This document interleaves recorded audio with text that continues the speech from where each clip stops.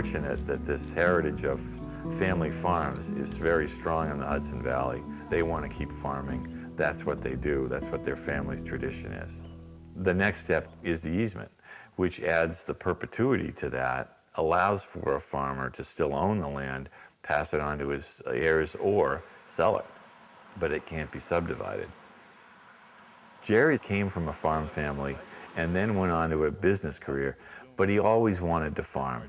He was able to partner with Scenic Hudson with a property that already had an easement on it.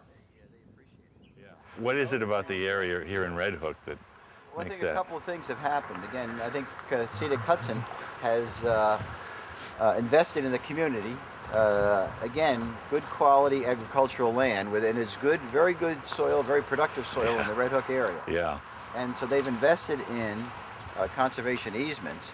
I think one of the most important things that's happened is that people have started to realize that local food is healthier food. I think that started to get people aware of the fact that having a farm around is good for them personally, not just a nice thing aesthetically. And I think that knowledge has started to fuel a lot of changes and make it more likely that we can actually protect some of this farmland. Often farmers, particularly dairy farmers, own some of the largest amounts of open spaces left in the Northeast. And we know that we need those environments in order to be healthy as people. If the consumers decide that local is the way to go, I think it can have an enormous effect on things nationally. The Miglire story is fascinating. This is a farm family that was farming in the Bronx.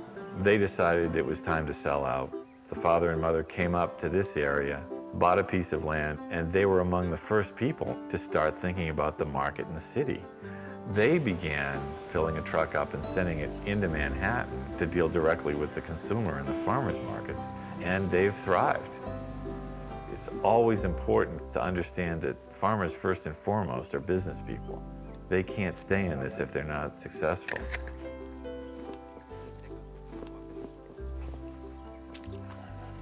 See, that's getting some nice size to them, you know? Look at that. All right? The Miglire's made a business decision to sell an easement to Scenic Hudson, which protects their land in perpetuity, but also gave them a cash payment for those rights. They bought more farmland with those proceeds. They have since protected all those lands as well with Scenic Hudson. So the partnership between the nonprofit and the farmer's ability to take that money and then buy more land is a wonderful illustration of the power of this easement relationship.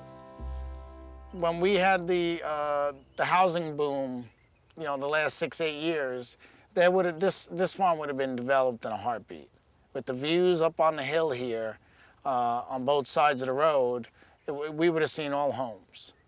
And so now it's preserved and it's going to remain, and it's actually prime agriculture for fruit production. Ben and Miriams Farm is a different case study.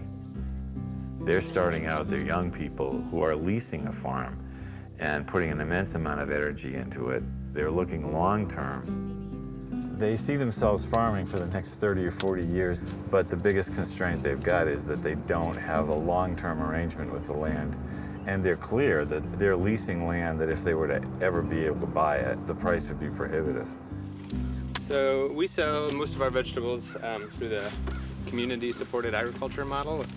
CSA is a relationship between a farmer and a consumer, as we grow a whole ton of different types of vegetables all season long. Instead of bringing them to farmers market or selling them wholesale, we sell memberships in the farm to about 500 households. Each family gets about 1/500th of the food that's grown on the farm. CSA works really well for us because it gives us a direct relationship with our customers. They know us and they trust us to make the decisions that are going to be healthy for them and for the land. If we want to keep local agriculture going, it can't all be on the backs of the farmers, or else every time a single farm suffers a difficult year, we're going to lose another farm. So if we can structure relationships between farmers and customers like CSA relationships, then we're kind of guaranteed to have a healthy, thriving farm economy. That's how you check them, huh? Needs about another week.